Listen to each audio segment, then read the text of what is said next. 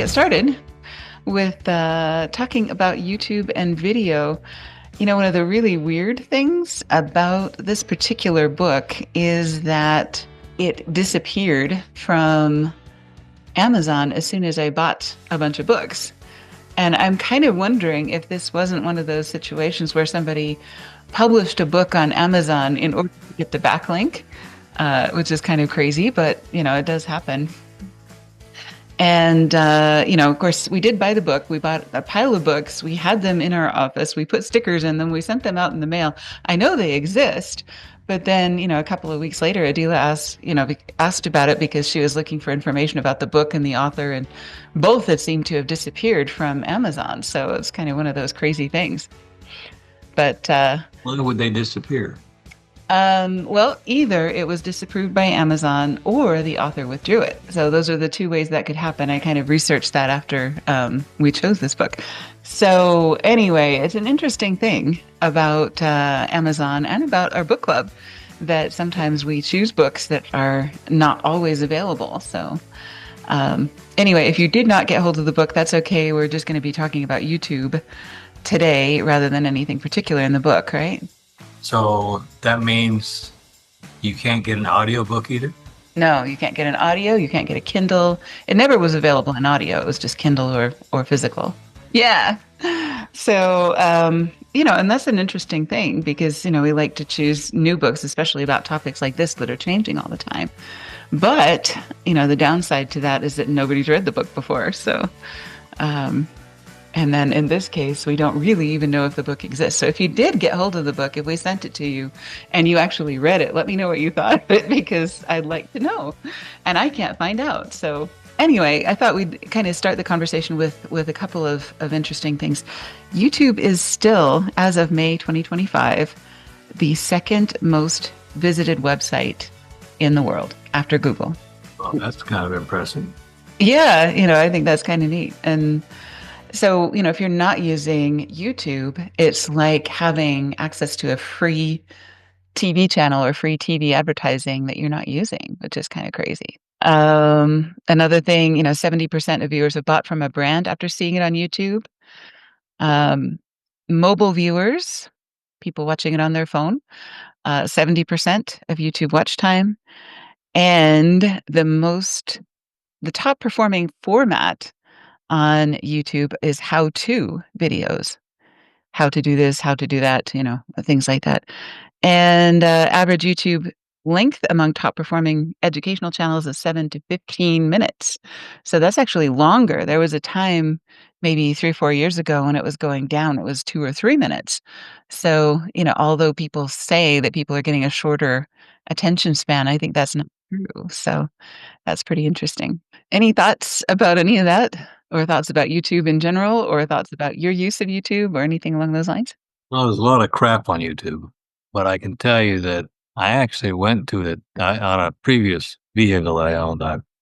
I needed to replace, just got multiple computers in, I need to replace one of them. Mm-hmm. And you couldn't get there from here. So, Okay. I went to look on YouTube and the guy said pretty much exactly that. He said, but you can do it. You're going to think you're going to tear it up, but you won't. Mm-hmm. And he said, you take one screw out and you put your fingers in a certain place and you hold and pull and pull. And when you're about to give up, hang on, it'll pop out and hit you in the face. And it did. Yeah. So, that kind of information, when somebody deigns to put it out there, is hard to find. And show you rather than tell you, because you can learn that from a manual, right? Yeah. Yeah, you'd be worried. You probably wouldn't actually make it happen because unless you'd actually seen somebody else do it and not destroy their car. Yeah, because I got rid of the car, but I had the shop manual for it. Mm-hmm. And it was an older car. And back when they made shop manuals, it told you every freaking detail. Mm-hmm. And it didn't have that in there. Yeah. Angel, any initial thoughts about YouTube or video? I know we've been doing a lot of video, and you've really jumped in with both feet to editing and making it happen. Yeah, back here in the Philippines, we call it YouTube University because everything is in there. Just as search something you want to learn, and you can definitely get some answers. So I really do agree that YouTube really is the how to videos is really booming in YouTube. Hmm. Oh, that's for sure. I also noticed that, and this is while I was researching for this session, there is a dubbing tool in YouTube that allows you to dub your videos into multiple languages, Mm. expanding your reach without re-recording your content. So, of course, it's not going to match your face, it's not going to look perfect. But, that really makes it possible for some of our international companies to create videos that are for an international audience. And, I think that's amazing. It's probably not perfect. I don't know if anybody's actually used that in any particular language or if you've seen any differences or anything like that.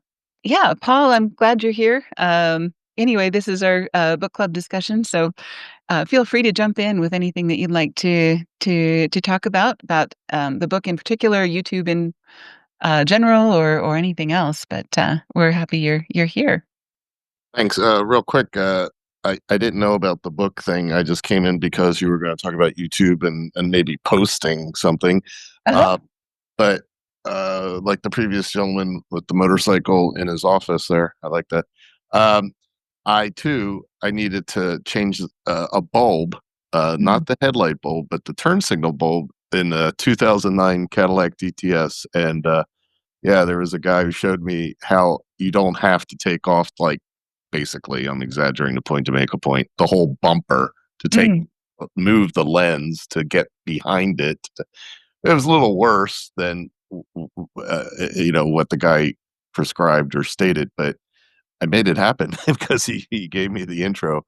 But I enjoy YouTube at night for heading off to bed, just watching I'm in the aircraft, whether flight testing or accident investigation. We have had a lot of accidents of late, and there's some channels that just give you the latest greatest, and I kind of get my news that way on that, and history, and geez. I watched something yesterday, and the next thing it went into was the 1945 B-25 crash into the Empire State Building, and it was just 25 minutes of wow. I mean, they really did a detailed job. So I get everything from A to Z there, whether technical, history, news, all that. I'm grateful for it, and I understand now why it's number two. Yeah, absolutely. I think that's pretty amazing that you can find out literally anything. It's YouTube University, especially about and I think there are some niches within aviation that are underserved. I think, two of the best covered have been kind of flight training, because when I was getting my rating back in 2006, I was looking stuff up on YouTube. How do you do this specific thing? Kind of the chair flying, what they used to call armchair flying or whatever. Doing that on YouTube is also even better, because then you can go through it with an instructor, you can back it up, you can slow it down, you can watch it as many times as you need to figure something out. It's not a simulator, but, it's at least you can see, here's what the panel is gonna look like when you're doing this, here's what this is supposed to look like, here's what the sight picture looks like out the window, and that's exactly the sort of thing that you need when you're learning something new. So I think flight schools have done an outstanding job. Not Um live without it. Yeah, absolutely. One thing that I think is underserved is MROs, techs, and tech schools. We talked today, two examples that you guys gave were about fixing something on a car or something in the automotive industry. I don't think the aviation industry has done as good of a job. Maybe the parts manufacturers and other folks could jump into that and say, start creating some how-to videos that would be really useful. Well, but then you have a problem with regulation. There's an awful lot of stuff that you may be able to do, Mhm. cannot do without at least the oversight of a mechanic.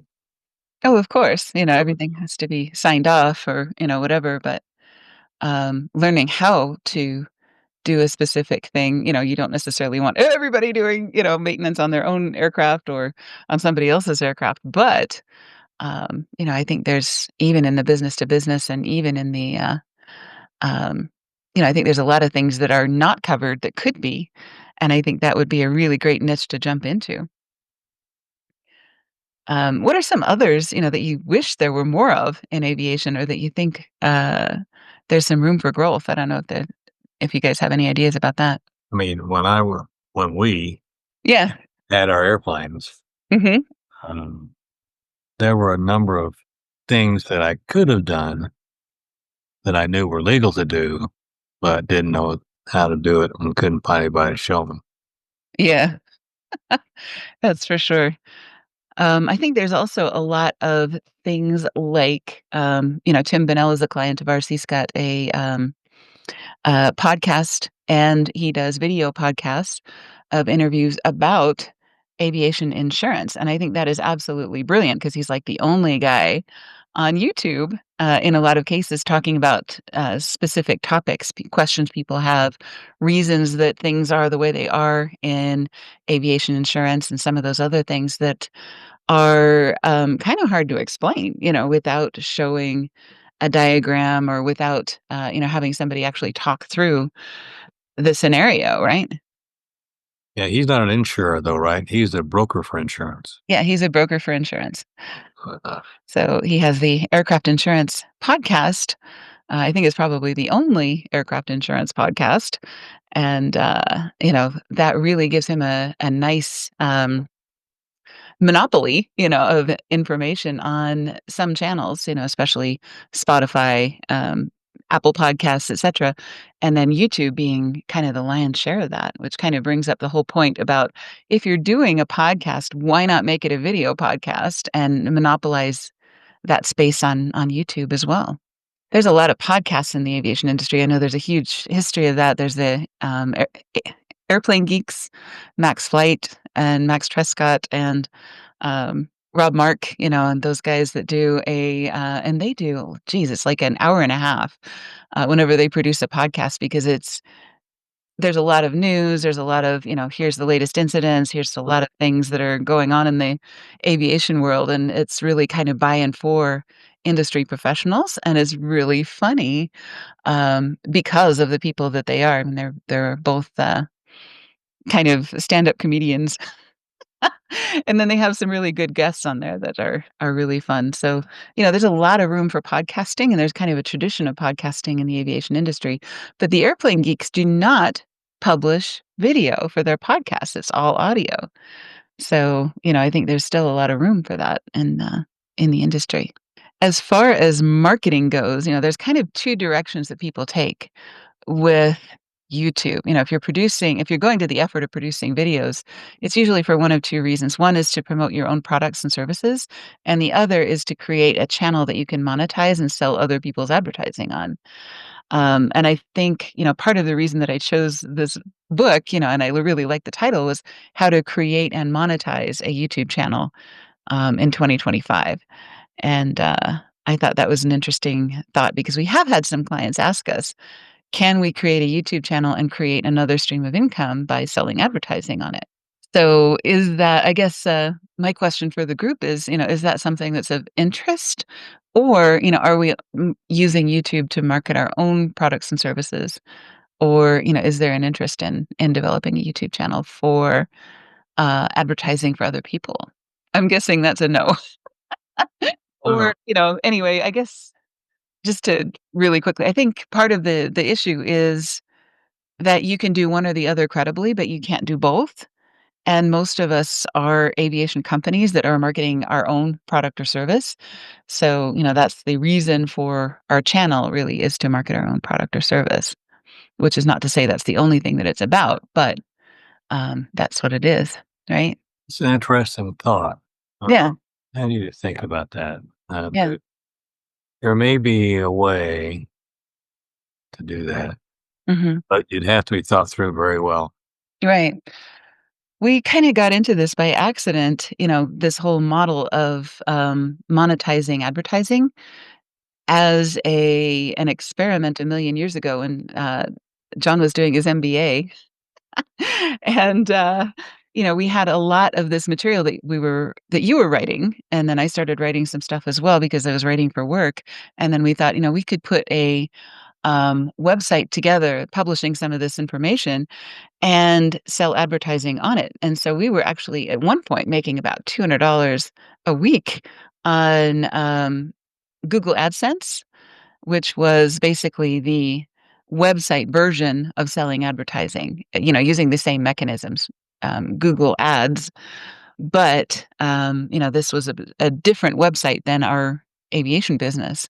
This is actually about business administration and financial reporting and, other things like that. So we were writing these articles and then publishing advertising on those. And it actually was a really nice stream of income for a while. And then all of a sudden, Google decided that, to shut us down for some reason. And they never would explain why or what happened. But, since Google is the only player in this field, there was no appeal. There was nothing to do about it. So it's not a reliable stream of income, I would say. At least it wasn't then. Right. And And actually, it won't be now unless you have a website Mhm. first. Mhm. You'd have to do it like we have this business. Mhm. Otherwise, it won't work. Right. It again. Yeah.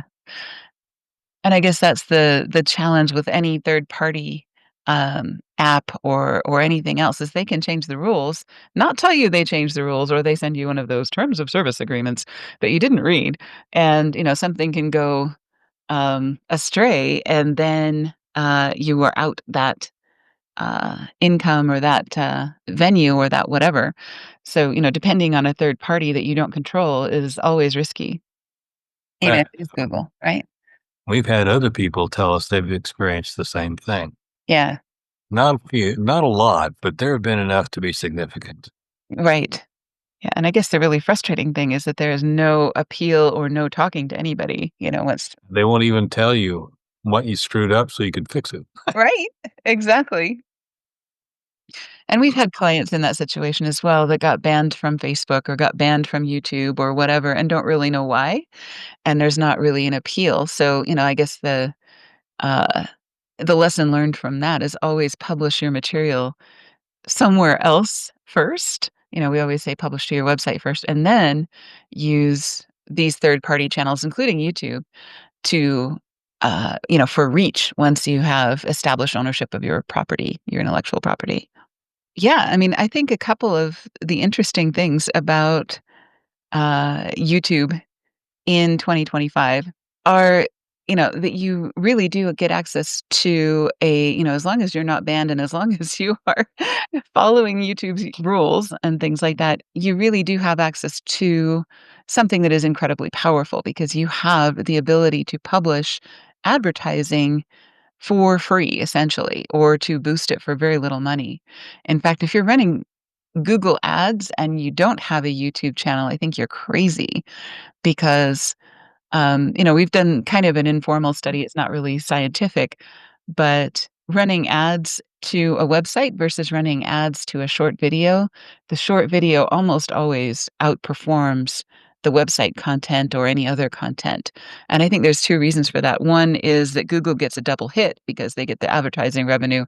They also get the watch time on their platform. So they kind of do some favoritism.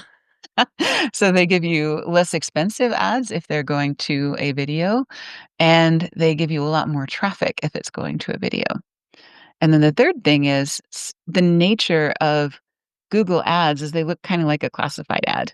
So there's not a lot of information there, but if you send them to a video, then you can really provide a pretty good explanation of your product or service pretty quickly in, a minute or less, and then you can take them to your order form. So Google Ad, short video, order form, that works 1,000 times better than just Google Ad order form, right? So here's the question. Yeah. I don't use YouTube that a lot, but when I do, I get very irritated when I start sticking ads in for this, that, and the other thing where I'm trying to figure out what's going on. Mhm. But there are, in fact, the one I used, there were no ads in it. What's the difference? There are no ads on our channel either. So that's a channel setting situation that the owner of the channel can set up. Ah, And that comes back to that question about, is the purpose of my channel to sell my own stuff, or is the purpose of my channel to sell somebody else's stuff? In which case, I will allow advertising and collect revenue from the ads that are shown on my videos. Yes, in 2025, they have more, you can say, variation in terms of if you want to bypass the ad, you have to purchase a premium version. Yeah. And say bypass the ad and you are free to watch everything anytime. There is no ads. So this is the variation we are seeing in 2025, along with YouTube channel who hit the, you can say, most subscriber and views, as you mentioned, is the long-term video and the some short videos as well, just like a teaser that what will be in the book club event and etc. Right. And uh, the other side you mentioned about that taking to the your own property claim, it's always good to have a good website and you can post it through your social media and redirect your traffic to the YouTube channel. And some of the big clients who have major events, just like NBA, they, you can say, take the advantage and record the videos and publish on social media, and you can say redirect their traffic to YouTube as well. So this is the unique thing we are seeing in 2025, that long-term videos are very useful, but you must have some short, you can say, videos as well as some teaser, or you can say some intros as well. Yeah. That you can hit the market. Absolutely. And I think, they serve different purposes, but we always tell people to go to the extremes, one extreme or the other.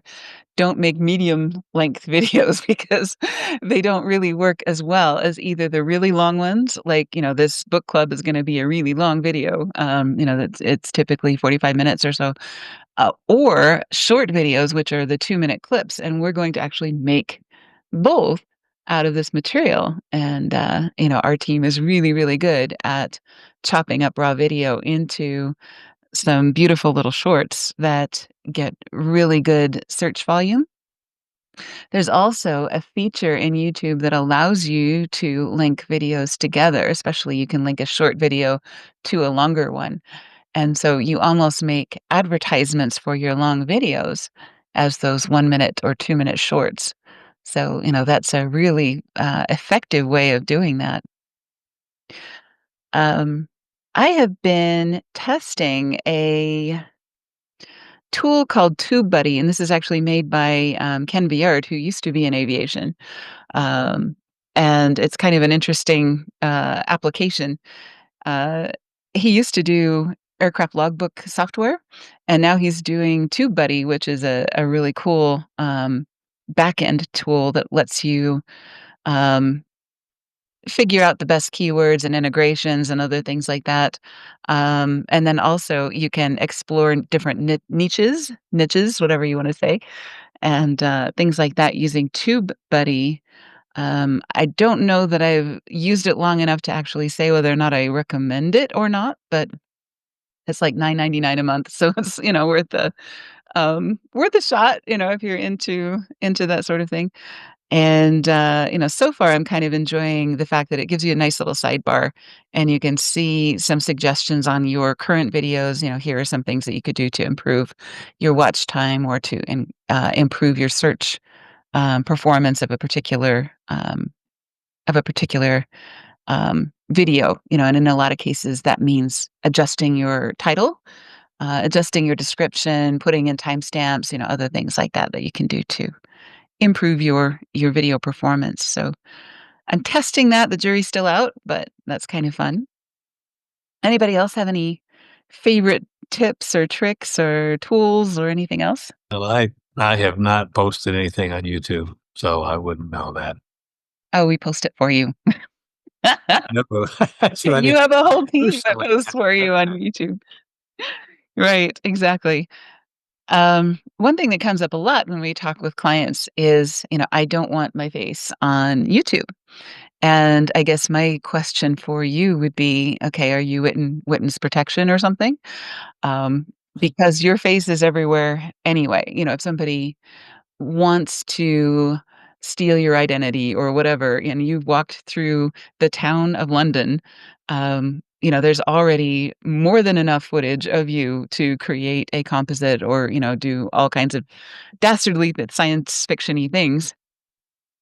So, being on YouTube isn't going to make that much difference in terms of your identity and the risks to your, that kind of thing. But if you are a brand or if you stand behind your products and if you have integrity and if you are one of those kinds of people that people look to buy things from, which we all should be, then there is no reason not to stand behind your products and services and to put your face out there and to say, here are some answers to some questions. Here are some things that I know and believe, and um, this is what I espouse, about our products and everything else.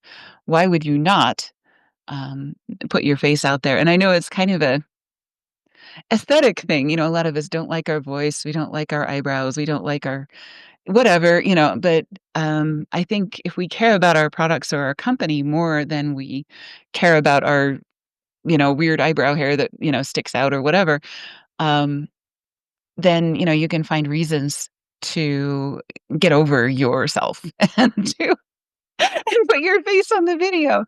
And, companies that have a CEO or a founder or whatever that is willing and able to be out there and represent their product or service in whatever fashion, whether that's public speaking, whether that's YouTube, whether that's social media or whatever. I think that's just 1,000 times more credible and powerful than anything else. Of course, there are fake videos out there, and what they call faceless videos has kind of become a trend where people use stock photography or they use, Ken Burns effects on airports or whatever and stuff like that. And we do a lot of that as well, in addition to faces. But we've seen entire videos on, or, documentaries where it's a AI voice and a AI generated content. And to me, that just screams, I'm not standing behind this information. I'm putting it out there, but I don't stand behind it and I don't want anybody to know who I am. So, I'm not putting myself at risk. So, why should you believe it? So, I mean, that's kind of a bias that I have. I don't know if anybody else feels that way. If somebody's not willing to stand behind it, I get it, but I also understand not wanting your face out there. Right. Yeah, and I guess if it's like a expose of some government cover up or something like that, I can see why people would conceal their identity. But if you're just in business, why not have your face out there? It seems kind of crazy to not. Well, because there's a lot of people that have been in things that require security clearances and so forth, and you don't necessarily want to be exposed. Right. You can't tell anybody your reason. You just don't want it there. Right. Yeah, and some people are moonlighting. So, we have clients who are airline pilots or whatever, and they don't necessarily want their employer to know about their side hustle. So I get that too. And, of course we can work around that. There are ways of making that happen. But usually it's like their retirement plan and they have an exit strategy. At some point they are going to put their face behind their product or their service. If somebody was actually thoughtful, they could probably build an avatar and do a sort of a funny approach to things and just be the part of what they do. Hmm. Well, especially nowadays, you can do all kinds of fun things with avatars and cartoons and, or, you could create a whole nother person if you wanted to. But, to me, that kind of smacks of deception, unless you give people your reason and you say, hey, this is a side hustle for me. And so this is not my real self, but, I have my reasons for concealing my identity. And here's what my reasons are. Then at least you're being transparent about that. This is a break for you, Paula. This is the second time your machine is frozen and everybody else was alive. Okay. So if you can kill some stuff on there, Okay. There is not really anything to kill. all I right, rebooted before this, so. then next time we'll have to reboot your machine. Right. Angel, you have something.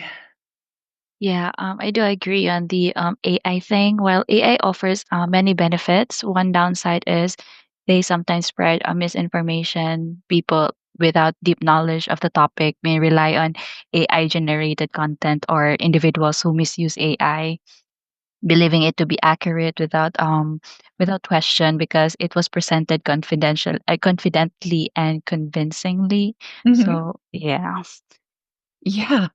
No kidding. It is so enthusiastic, even about things where it's wrong. It's absolutely convinced. I spent an entire weekend trying to create a database. And I have absolutely no business trying to create a database, but AI kind of lulled me into this, 2 hours of programming and we'll have this done and it'll be great. And, you don't need specific skills. I'll walk you through every step and everything else. And a weekend later, and about $1,000 into space on Amazon AWS, and I am no closer to getting a database done. So and I was kind of led down that path, even though I knew better. I was like 2 steps away. You're 2 steps away from having this functional. You're 2 steps away from having this functional, and it's kind of a, what do they call that? The gambler's dilemma or whatever. Once you have sunk so much time into something, you feel like, okay, well, I'm so close. And AI really feeds that human failing or whatever, or that human trait to want to believe what we want to believe. And I think the people that designed that part really, really well, because it's really easy to go down a rabbit hole with AI. So uh, that's one of the things I love about this team, is that we kind of keep each other sane, and our expertise in different areas works to make sure that everything doesn't go too far astray, because somebody is an expert. Somebody on the team is an expert in just about everything that we talk about. And I'm not doing databases anytime soon, because I have no business doing that, and I will not be tucked into it by what is the word? Um, there was a term that it was one of our treasury guys said, unbridled enthusiasm, or unjustified enthusiasm. I'll figure out it was a really good phrase, Irrational. irrational enthusiasm, or irrational uh, positivity, and AI does that. And it really does make you feel like this is the most fantastic idea you've ever had, when it's not. So we have to be careful of that. YouTube is the same thing. I think a lot of people learn things on YouTube and think that they're an expert. And of course, it's very helpful, but it's also a kind of a bad thing in some ways, because you can also get that irrational enthusiasm, or that irrational confidence in your abilities for something that you learned on YouTube. So, but it's great to have that human check on the other side. We like to call it the AI sandwich, or at least John likes to call it the AI sandwich, where a human being is on either end of the conception of the idea and the reality check of the idea on the other end. It's called a sanity check. Hmm. Right. Absolutely. So that's kind of fun. That's from accounting days. Mhm. Yes. Cool. So a lot of people ask us, what videos should we make? What are the best videos to sell our products and services? And I think probably the best guide to that is a different book, and that's They Ask You Answer by Marcus Sheraton, that we read a few months ago. And he talks about 5 videos that every company should make, and they are mostly the questions that people ask the most about your business. Why do you do what you do? How are you different from everything else on the market? What is your justification for the cost of your product? Is it more or less expensive than everybody else's, and why? Even if you don't give people a menu of prices or anything else, you at least explain the justification, and have those honest educational videos answering those really important questions. And whether those are, somebody talking to the camera or whether they are a mix, which I think is, the most effective thing. And I've been watching the statistics on that, and they always perform really well. The kinds of videos where you have somebody talking and then they continue the voiceover and then you overlay B-roll onto that person's face and, have it fade to a scene or fade to a diagram whenever appropriate, and then come back to that person's face. Then you get two things. You get the credibility of a person speaking, but you also get the interest of the scene changing, and you also get the explanation of, fading to a diagram or a illustration or something like that whenever it's appropriate. And our team, especially Angel, I think you've gotten really, really good at making that happen, given raw materials and sourcing some B-roll and other things, and finding ways to make that happen. And Ali, you did some really great work for DBT as well, where we did that style of video and explained some concepts that are really hard.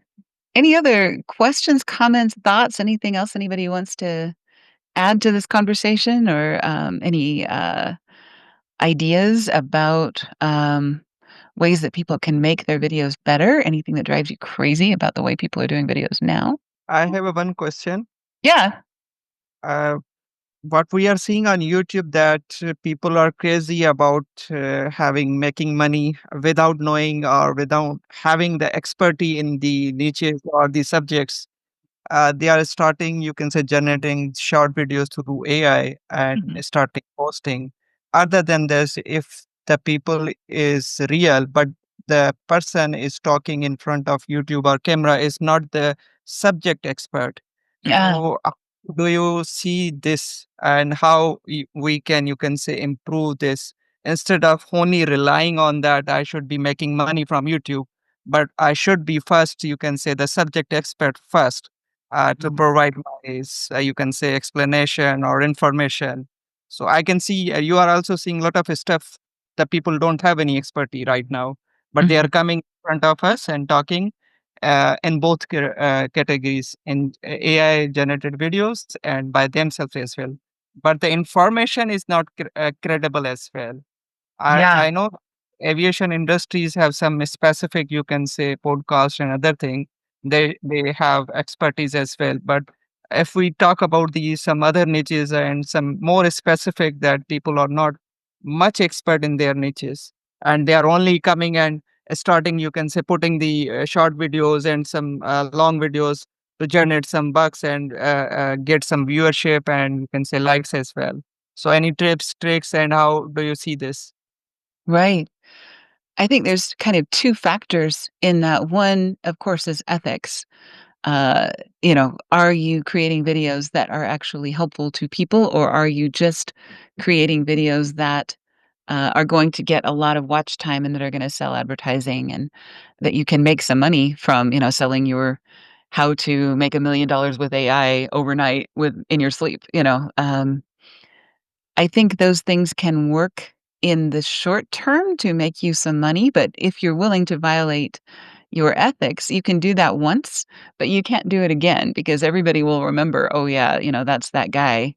And especially in the aviation industry, we have such a small, uh, world where, if you have put something out that was, roundly discredited by the powers that be. We've had people actually arrested for stunts they pulled on YouTube.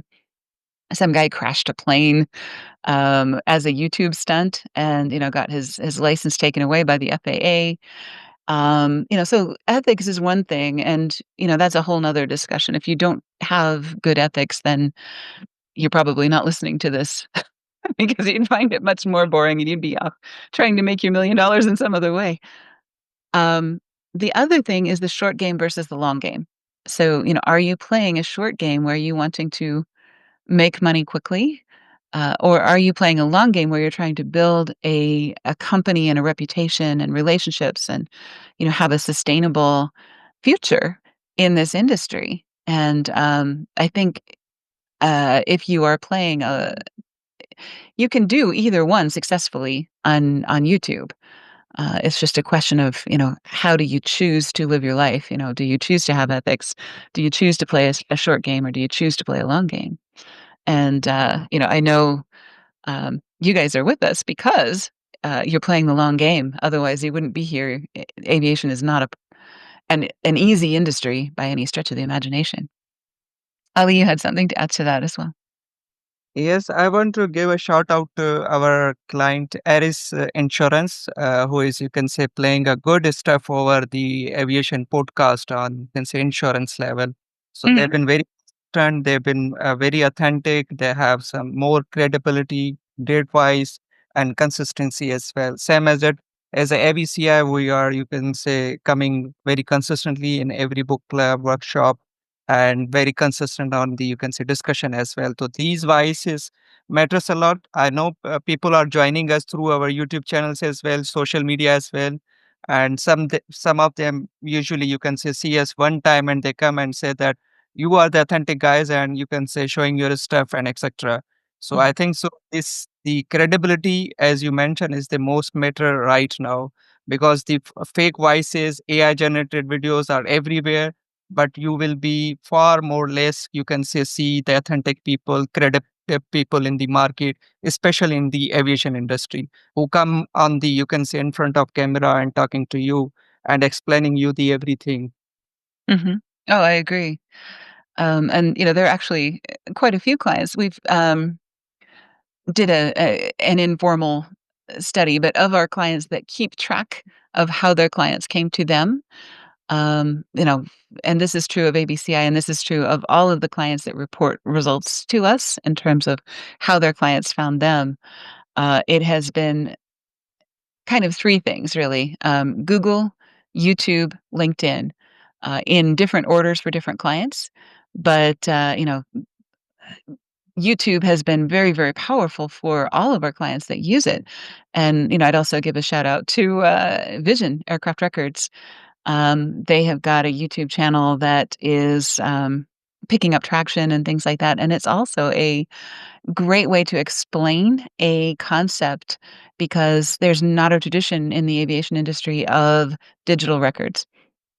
And Larry, in particular, Larry Heimbaugh, has been such a great spokesperson for training, for best practices, for advocacy, for aircraft records, and really improving that part of the industry. And it sounds very boring, but he makes it really interesting in the way that he explains things. He's really a good speaker. You had something else to add? Yes, I also really missed this shout out. I really inspired the Larry as well. When I joined ABC, I know him since my joining from ABC, but I love his consistency, whether Uh-huh. it's stuff, content and podcast, and especially the niche in the, you can say, aviation technician and records are very, you can say, unique. So I also, you can say, appreciated his all the efforts in the aviation industry. Absolutely, right, and there are many, many more. Of course, we always leave somebody out whenever we start listing people, but, there's a lot of folks that are doing a really good job on YouTube, and that's gonna be kind of our push. Last year, it was kind of, LinkedIn, of course, and then I think in 2026, we're going to really be focusing on YouTube as our next frontier, or our next way of really helping our clients take it to the next level, in terms of marketing and things like that. All right, well, let's just kind of go around the room. Any famous last words or anything else you'd like to add to this conversation? John, you want to go first, and we'll kind of go in order of joining. So then John, and then Angel, and then Paul and Ali. Just feel this is not YouTube related, but it's everything else. Be aware of security, Mhm. electrics, digital security. Mm. I know I had a career in cybersecurity, but that's not the point. The point is people out there. In fact, her video froze several times during this, and after some quick research into our firewall, it stops some attackers. So that's why we have it. Mm. So that's not YouTube stuff, but and I don't know if I'm smart enough to say anything good about YouTube or bad about YouTube. It just is. That's so funny. To me, everything looks like a marketing problem. To John, everything looks like a security problem, which is, because that's the lens we bring to the situation. So that's very valuable, and I'm very happy you do that for us. In 2025, YouTube automation is really popular, but viewers really value real insights and credible voice. So, when done wisely, if you have YouTube, it will become a powerful tool for your outreach and authenticity. Absolutely.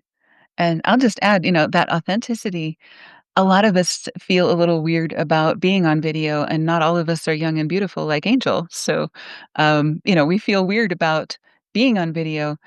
Authentic is 1,000 times better than perfect or glamorous or anything else. So, yeah, thank you for that. That's very, very good thinking. Paul, anything you'd like to throw in? No, just accept. Thank you for having me, and always an education. Great. Well, I'm glad you're here, and I think this is probably the first book club we've had you join us in, and this one is not as large as some, but anyway, we're really happy to have you. Um, yeah, Ali. I also, you can say, add the more security point that I also feel some of my, you can say, Zoom videos and other login did not, you can say, log through the Wi-Fi and other material. But when I turned it to the 4G connection, these sometimes turned to work for me. In addition to that YouTube is really, you can say, good stuff for the marketing promotion. But be you can say the real wise, be the subject matter, you can say expert. Don't go for the viewership and the fake information, and share only the what industry you are expert in. It's really great source of information. People are relying on us rather than the AI generated videos and the fake information or the you can say half information. Come as a, you can say, subject expert, and you have the larger platform and, you can say, audience waiting for you. And it's interesting because they actually did a study of, I think, middle school kids talking about, is this good or bad information? They were talking about misinformation that was on YouTube and other social media channels. And middle school kids, so in the United States, we have elementary, middle school or junior high, and then high school. So, middle school kids are like 11, 12, 13. They were better at detecting misinformation than adults. And I think it's just because they've grown up in a world that is full of garbage. And so they can separate the garbage from the good stuff much better than those of us who had social media inflicted on us later in life and things like that. So I think, there is really great hope for the future. I think, the garbage will filter through, just like any new technology. There's going to be a lot of crap. The printing press first came out and people were printing garbage and people were believing it, and they were producing snake oil, sometimes literal snake oil that people were actually ingesting because, they read a handbill or something like that. And if it was printed, of course it was true, right? I think it's the same thing. People see things on TV or see things on the computer. And for a long time, they thought, well, I saw this, so it must be true. But we're getting past that as a society, hopefully faster than faster as time goes on. And as people get more exposure to the garbage, they get a sense for it, and their BS meter goes off and says, well, this is crap. So I think the long game will win in the long run. I always think that, but maybe that's overly optimistic. So we'll end on that note. And all right. Well, thanks you guys for coming. And I really appreciate you guys sharing your knowledge about a particular topic. Next month, we're going to be talking about Dan Kennedy's No BS Marketing to the Affluent, which is a book that we've actually featured in our book club a few years ago, but I thought that it would be worth doing again because most of us market to affluent people, and we have a lot of misconceptions about high net worth and ultra high net worth individuals that I think sometimes get in the way of our marketing. So I'm really looking forward to that conversation. I think it's going to be a great one to have again. And then the next one will be Atomic Habits by James Clear. So thank you. And we will see you next time. Thank you, everyone. Have a good day. Thank you. Thank you. Talk to you soon. Hey guys. Ciao.